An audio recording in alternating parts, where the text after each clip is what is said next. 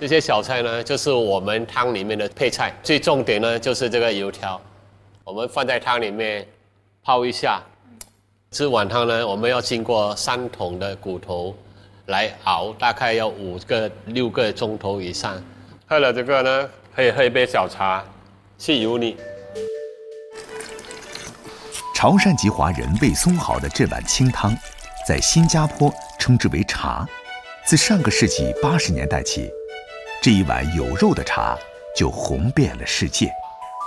肉骨茶有3种的口味，第一种是广府，广府的是有中药味啊。第二种呢是福建，福建是汤比较属于黑一点啊，没有任何药味。第3种就是潮州式啊，就是有胡椒、蒜头。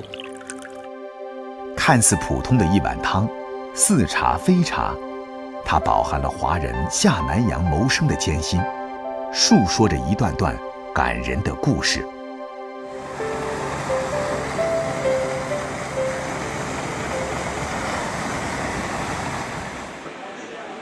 今年55岁的魏松豪是留洋华人的第3代，他是新加坡肉骨茶界的名人。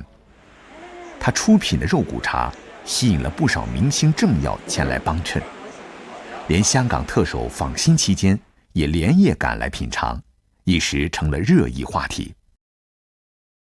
一碗正宗的潮式的肉骨茶呢，最重要就是要用到上等的香料。第二呢，就要新鲜的猪肉。第3呢，最重要的就是要用心。你好，这边还有一个豆腐。很少人知道魏松豪的肉骨茶手艺并非祖传。当年为了帮补家计，9岁辍学的魏松豪白天做杂工，晚上到肉骨茶店当服务生。他一开始是洗碗，然后捧菜啊，然后煮饭。因为以前我们的师傅很少教的，就是我们自己用眼睛去看。然后有时候师傅不在的时候，我们就去帮去替，所以就从这边摸索的学习来的。25岁那年，勤快务实的魏松豪从没想过正值青春年华的自己会迎来一场沉重的打击。一场车祸让他失去了右眼，脊椎骨撞裂，头部失去知觉。医生讲80到90，应该是终身残废，所以我很幸运，然后就康复了，人聋还有能动，逃过了瘫痪的厄运。但魏松豪的容貌已毁，人生陷入了低谷。万幸的是，还有女友的鼓励与相伴。当初我太太的细心的照顾下，然后康复了。我就跑去找工作，找到一份修理汽车的学徒，不过觉得肮脏不利于我的眼睛，所以呢我就辞职了。就想到我小时候当学徒的时候，有学到一门手艺，就是做肉骨茶。1991年，走出困境的魏松豪和姐姐东凑西借，开了一家肉骨茶的小店。前期在肉骨茶当小工时，并未学到制作精髓。开业后的魏松豪其实在摸着石头过河，留不住食客的胃，也就留不住客源。魏松豪深知这个道理，如何研制出看家配方，成了他最要紧的任务。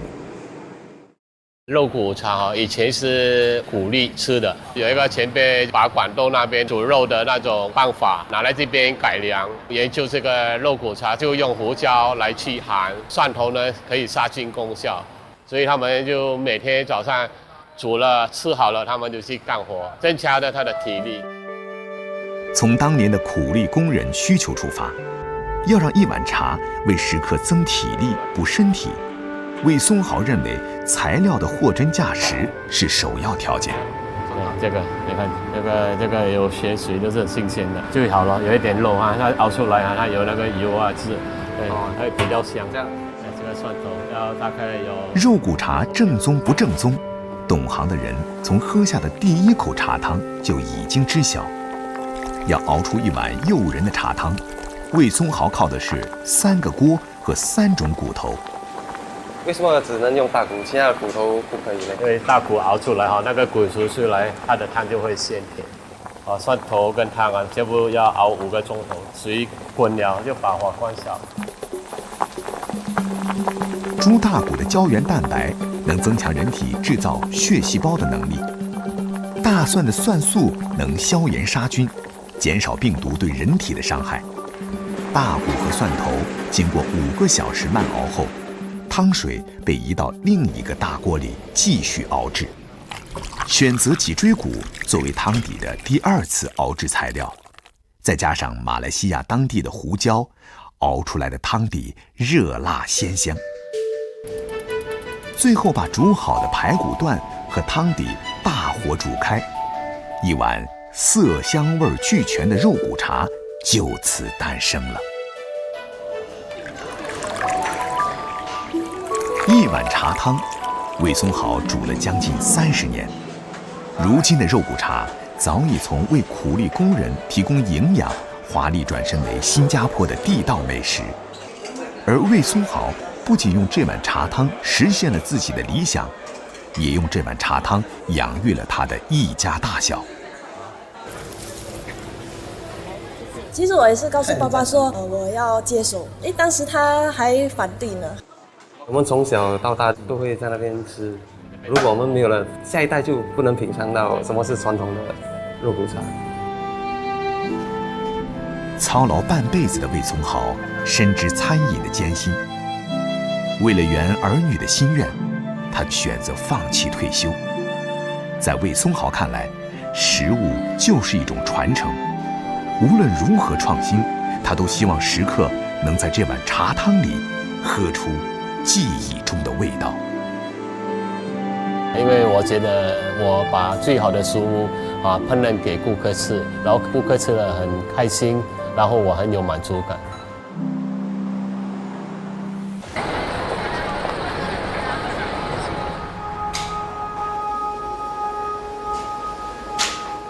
早上10点，76岁的谭彦斌和往常一样回到自己的餐厅。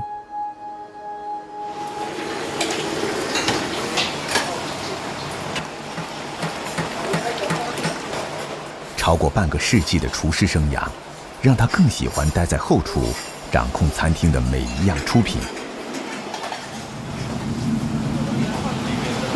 和厨师们一起吃饭聊天，也是他每天必做的事情。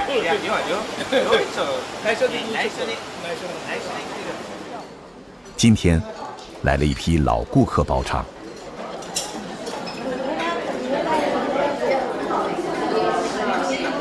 谭彦斌特地到餐厅里和老朋友们见见面。不少食客是他多年的粉丝，纷纷和他拍起了合照。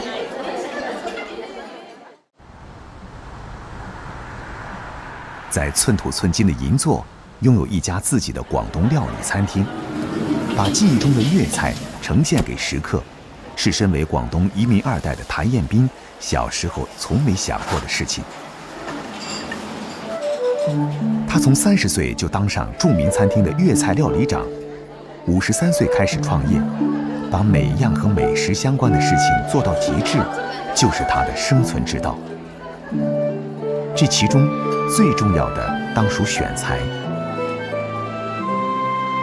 他至今仍保持着到日本各地搜寻优质食材的习惯。距离东京46公里的千叶县，三面环海，是日本有名的水产县。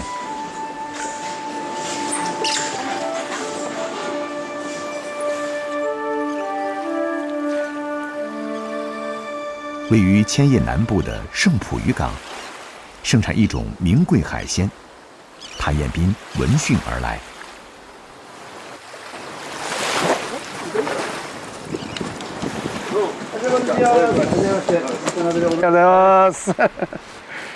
手に気をつけてもダメなんですね。いやいやいや、ちょっと容下。当地水产商渡边1号把谭彦斌引进一处洞穴中。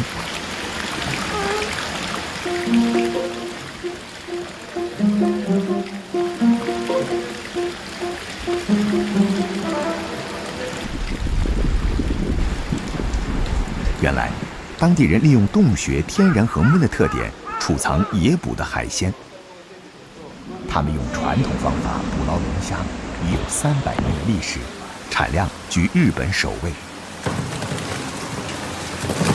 6、やっぱ8、9でしょうね。が多い。だんだん秋になってくると、だんだん取れなくなってくるんで、だんだん小さめが増えてきます。はい。で、深いところにかける浜もあるんで、そういうところに声をかけていただくようにしないとなかなか集まらないです。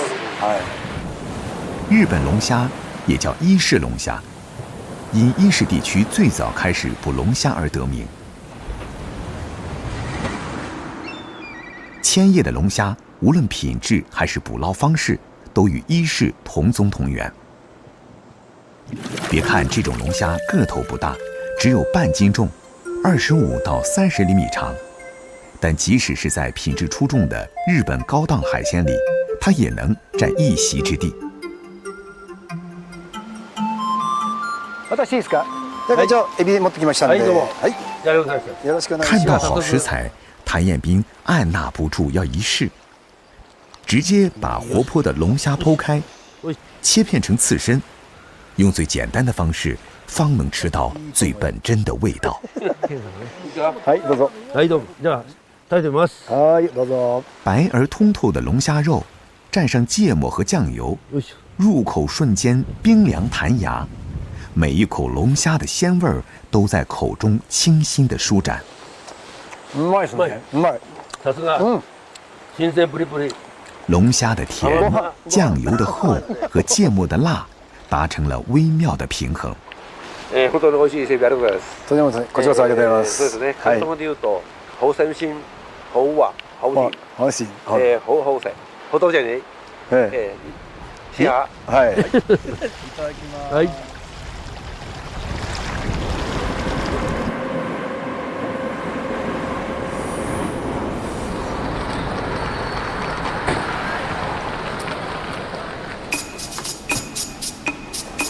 好食材必须配上好厨艺，才能互相成就。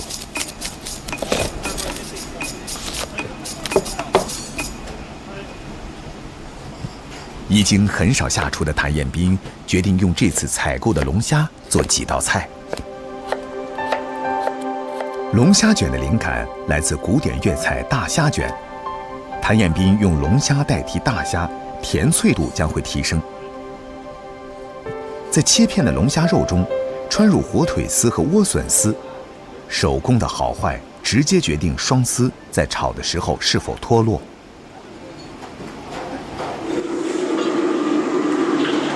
粤菜炒菜讲究火候，谭彦斌把3种不同食材的熟度都控制得刚刚好。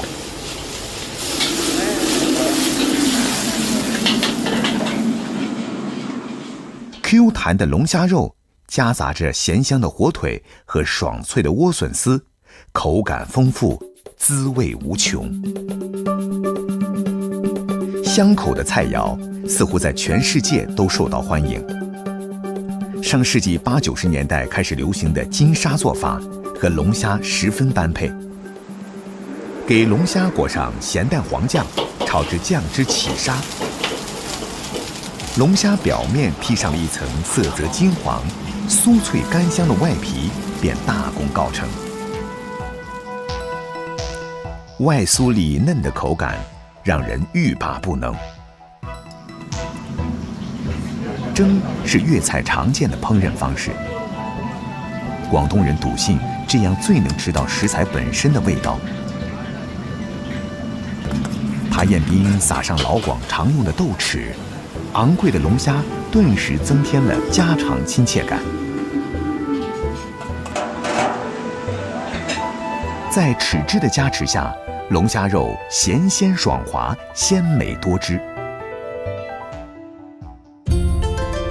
日语里，龙虾写作海老，因虾背卷起的姿态像老人，一对触角像长须，因而龙虾还有长寿的吉祥寓意，是广东料理高档宴席上的颜值担当。一桌好菜，谭彦斌和几位餐厅资深员工一起尝鲜。餐厅开业22年，他的员工有日本人、中国人，也一直在日本人口味和祖国正宗粤菜味道中寻找平衡点。但无论吃过多少美味，他最爱的依然是简简单单清蒸的红石斑鱼，因为那是小时候的味道。最中意清蒸紅斑，依家啲好中意，嗰個味道係阿媽嘅味道。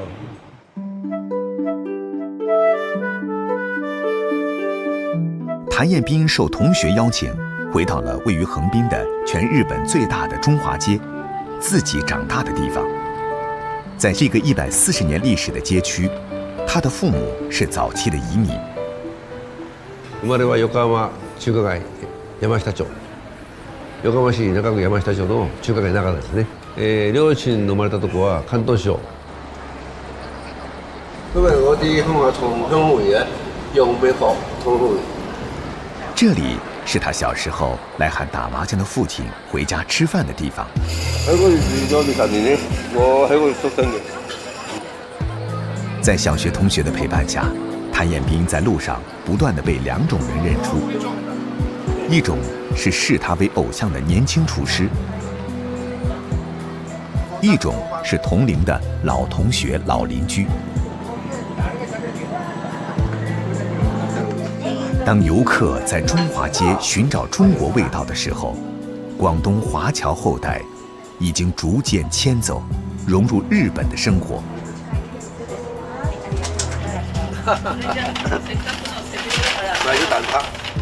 但总有那么一些雪泥红爪，印证着广东人在这片土地上的拼搏与荣光。